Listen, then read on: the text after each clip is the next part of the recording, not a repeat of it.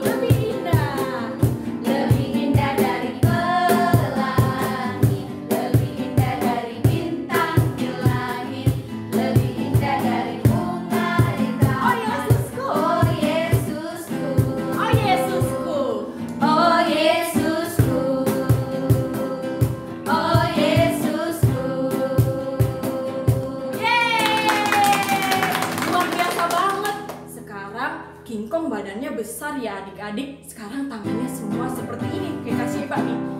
Oke. Kayak gini deh, biar kuat. Karena King Kong badannya besar, dia pasti tenaganya kuat. Jadi kayak gini ya. Siap-siap ya. Kita mau nyanyi King Kong. Kong badannya besar, tapi aneh kakinya pendek. Lebih aneh binatang bebek, lehernya panjang, kakinya pendek. Kong badannya besar, tapi aneh kakinya pendek. Lebih aneh binatang bebek, lehernya panjang, kakinya pendek.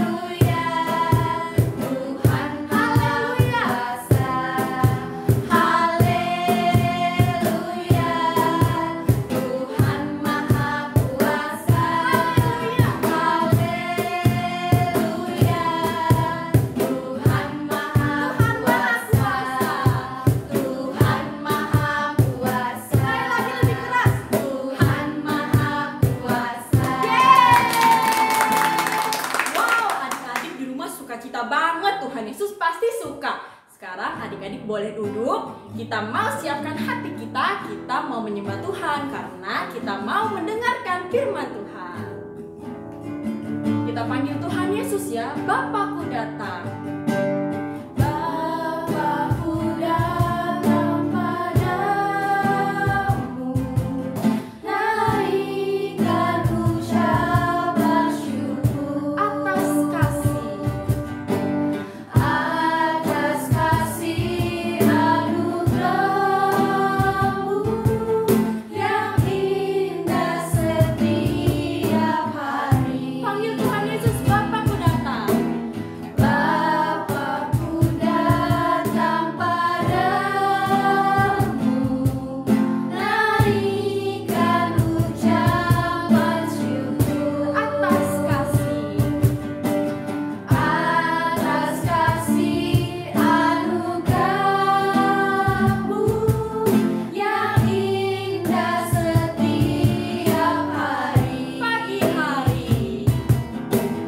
Pagi hari, siang hari, sore dan malam hari. Tak hentinya mengucap syukur atas kebaikan. Kita mau panggil Tuhan Yesus ya, Bapakku datang. Bapakku datang padamu, naikkan ucapan syukur atas kasih anugerah-Mu yang indah setiap hari. Pagi hari, siang hari, sore dan malam hari.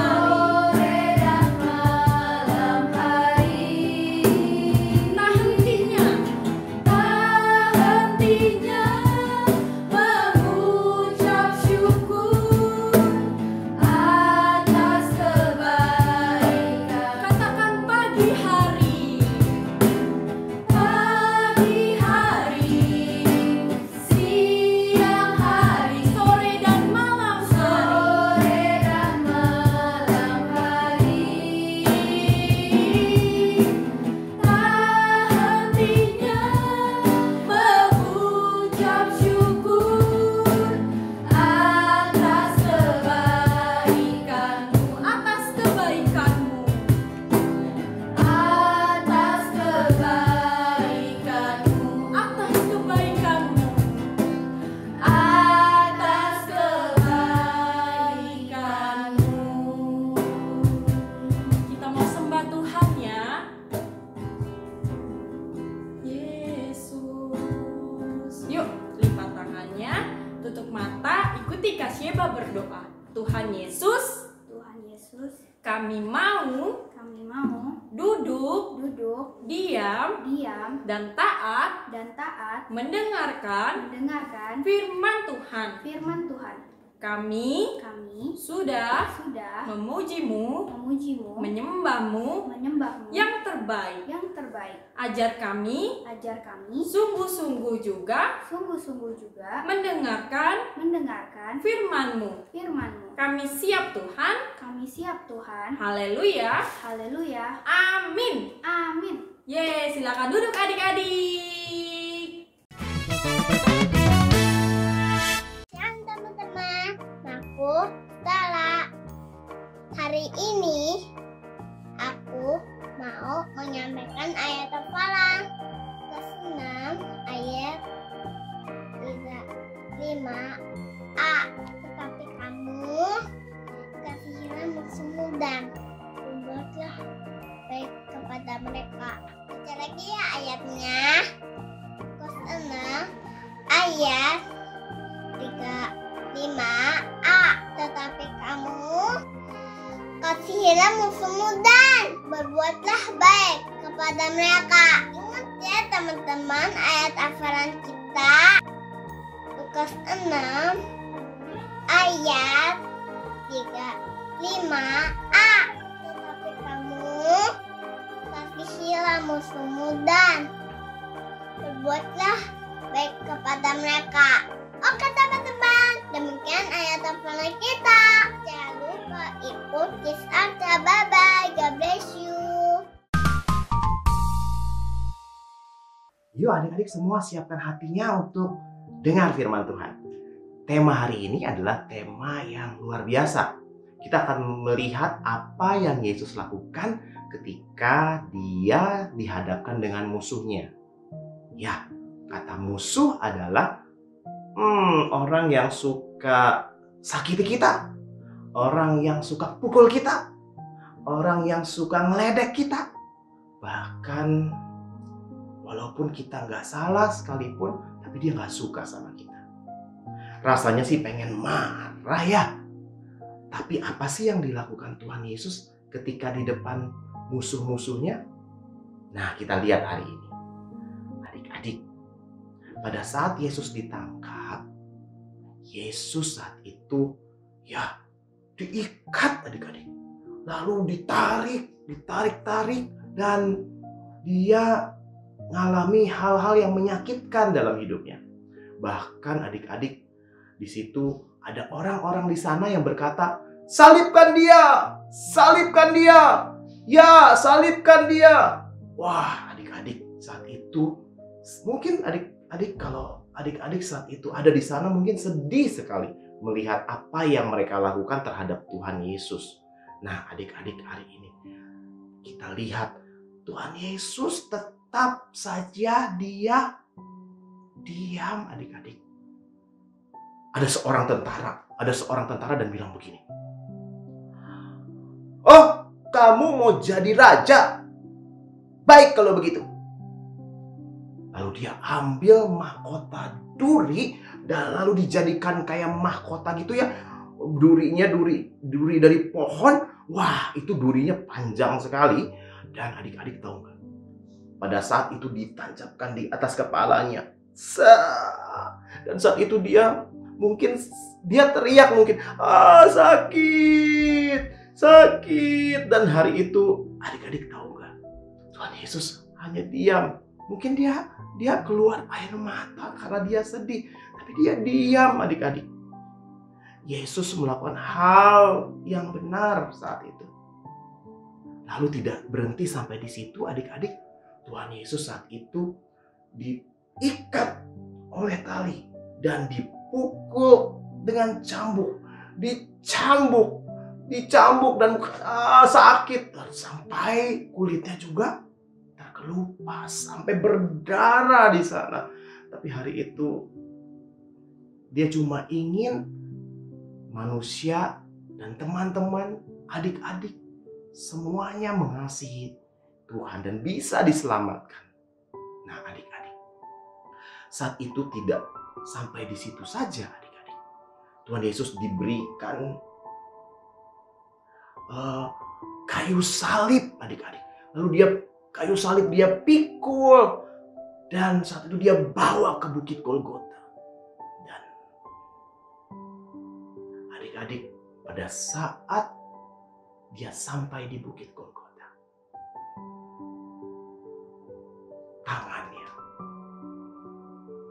tangannya itu dipaku adik-adik. Dipaku, bas. Kalian percaya itu sakit? Pada saat Yesus dihadapkan dengan orang-orang yang tidak menyukai dia, padahal Tuhan Yesus sudah melakukan hal yang baik. Dia menyembuhkan, dia memberikan mukjizat, orang yang mati dibangkitkan. Tapi saat itu musuh-musuhnya tetap menyalibkan dia. Hari itu adik-adik, sampai waktu itu dia disalibkan. Pada saat dia disalibkan, dia nggak berkata begini, "Aku nggak salah apa-apa. Aku kan nggak ngapa-ngapain. Kenapa kamu salibin aku? Kenapa kamu pukul aku?" Dia nggak bilang seperti itu adik-adik.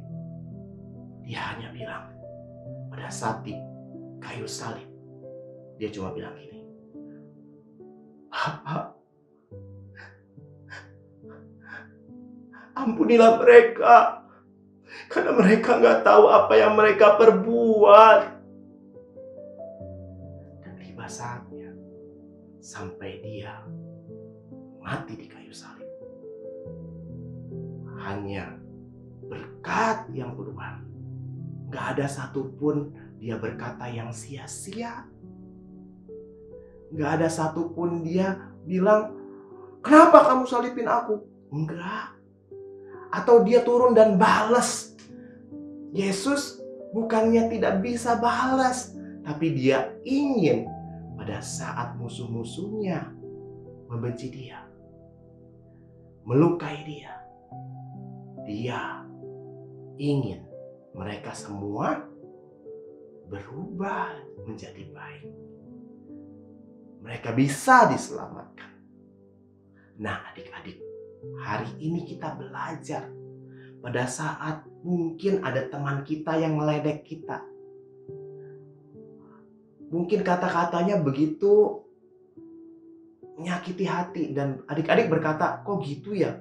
Adik-adik cukup tutup mulutnya dan bersyukur kepada Tuhan. Mungkin ada di antaramu yang dipukul. Mungkin ada di antaramu yang dijailin. Mungkin ada di antaramu yang dilempar. Tapi hari ini adik-adik ada pilihan. Kamu mau balas dia atau kamu doakan dia, atau kamu berkati dia. Seperti Tuhan Yesus memberkati musuh-musuhnya. Dan saat itu manusia diselamatkan. Melalui itu manusia semua bisa datang kepada Bapa. Yuk adik-adik, hari ini ambil satu pilihan untuk kita mengasihi Tuhan.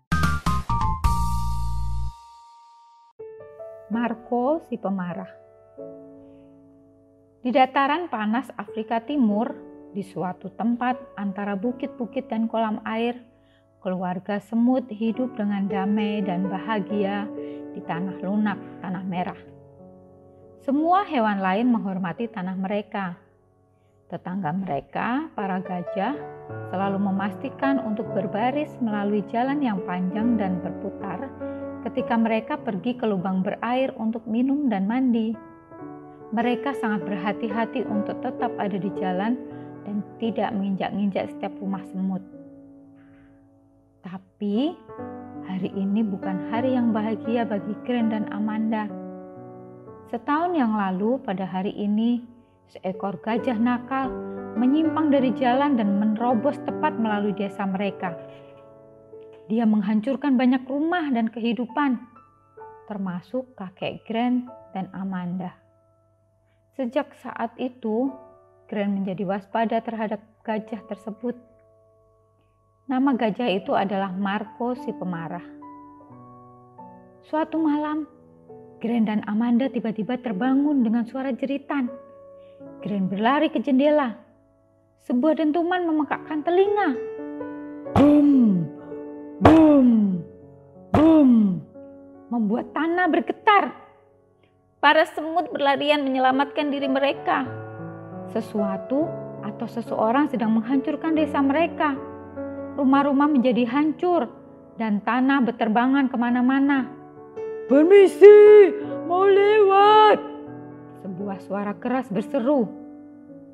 Ini Marko si pemarah, kata Gren berteriak. Dia mencoba membunuh kita semua. Semua semut-semut berlari menyelamatkan diri mereka. Pagi berikutnya, setelah debu pergi, para semut merayap keluar dengan penuh ketakutan dari apa yang tersisa di rumah mereka. Mereka semua selamat, tapi nyaris saja. Gren begitu marah. Ia berdiri di atas batu dan berbicara dengan semut lain. Semuanya dengarkan. Tahun lalu, Marko si pemarah menyerang desa kita. Rumah kita diinjak-injak dan kakek saya pun terbunuh. Kami hanya bisa duduk dan tidak melakukan apapun. Coba lihat sekarang apa yang terjadi. Dia datang kembali untuk menghabisi kita. Marco adalah musuh dari semua semut. Kita harus menangkap dia sebelum dia menangkap kita. Semut lain mulai bersorak dan mendukung misi Grand.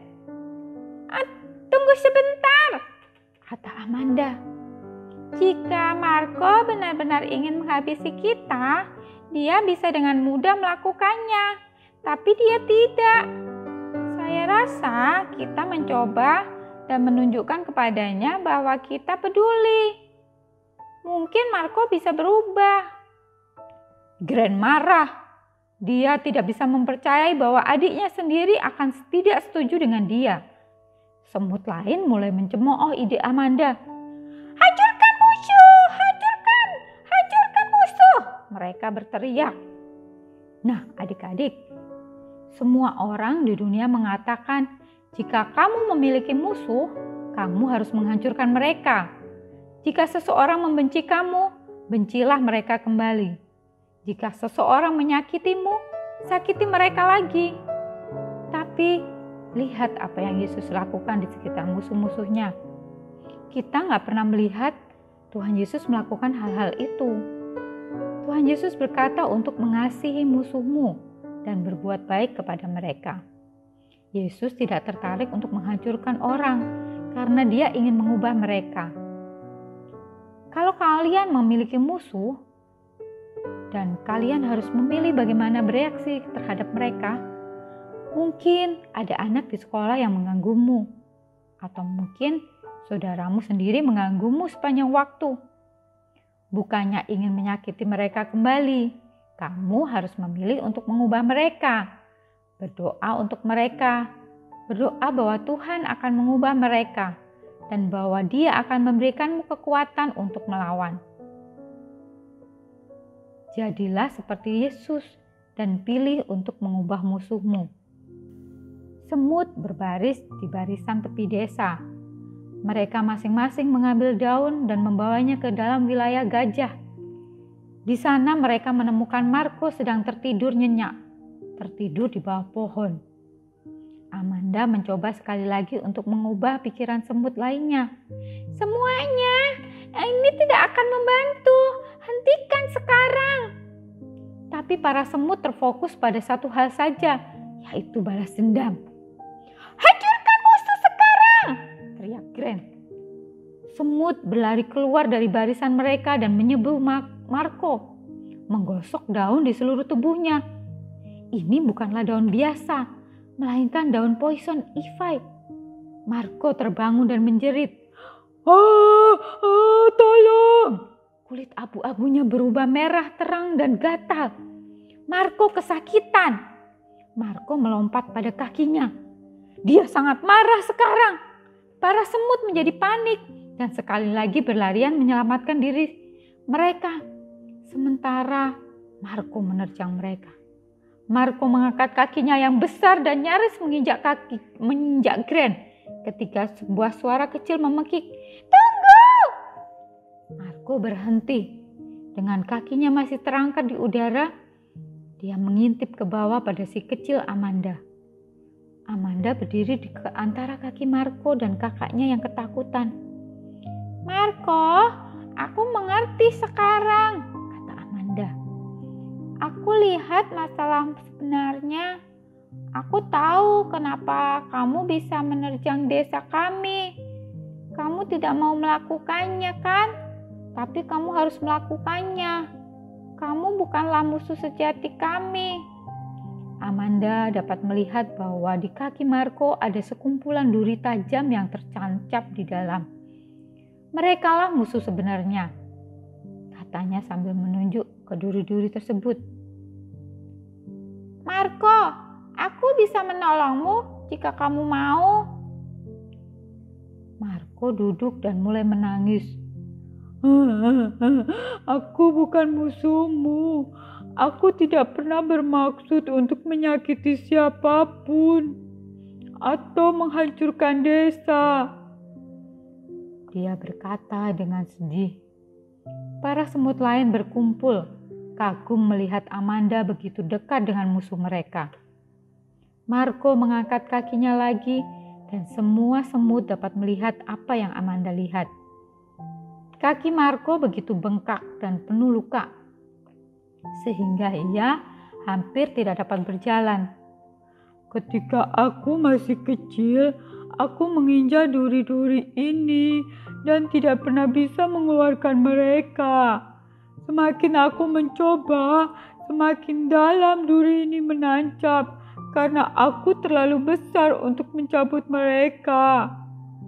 Setiap kali aku berjalan, rasanya sakit sekali.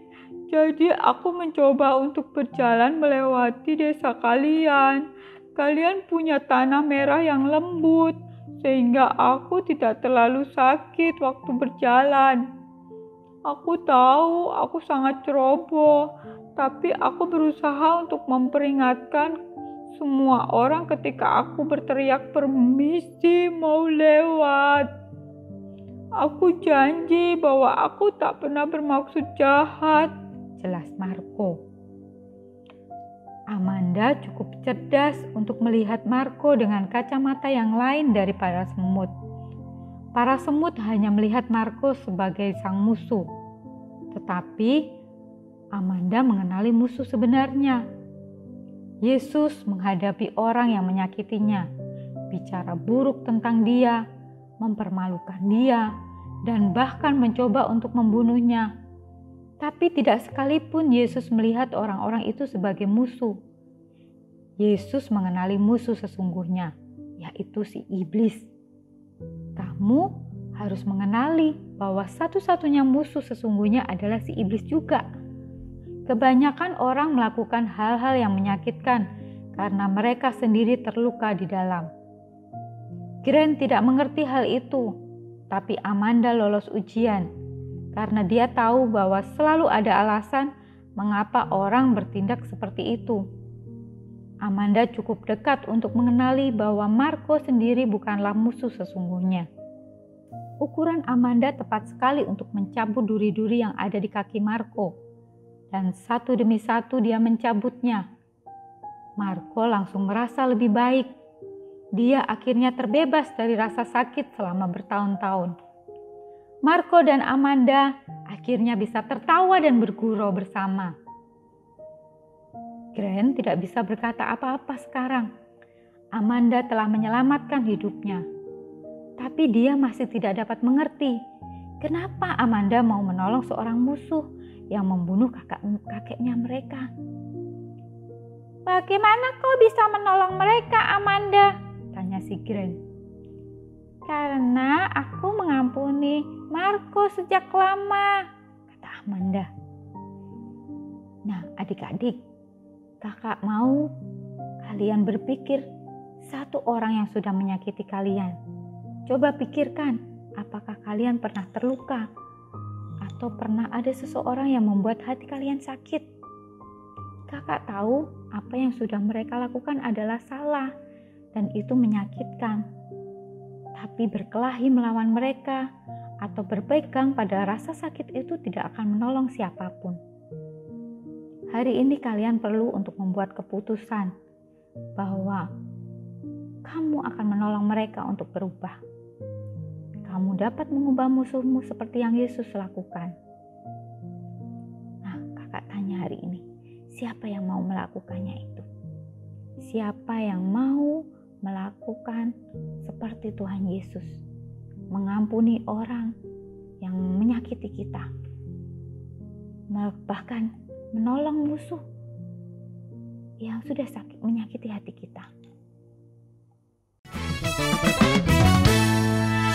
Shalom teman-teman, nama saya Hana. Kita tim Kasaran dan kami ke meja teman-teman buat aktivitas nih. Bahan-bahan yang diperlukan adalah origami. Nah, sekarang kita lipat yuk. Kita lipat seperti ini. Lalu yang ininya juga. Lalu kita buka lagi. Kita lipat ininya tengah-tengah ya teman-teman. Semua sisinya ya teman-teman.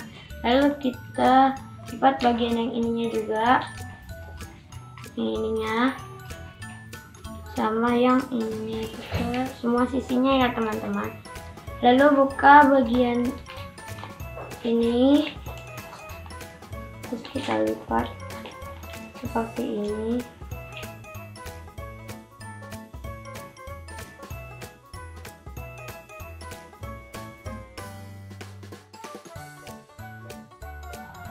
Lalu ininya ditekan, masukin kayak gini sampai kayak gini. Yang di sampingnya juga ya teman-teman.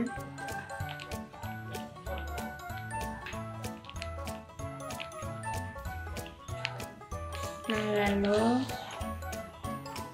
yang ininya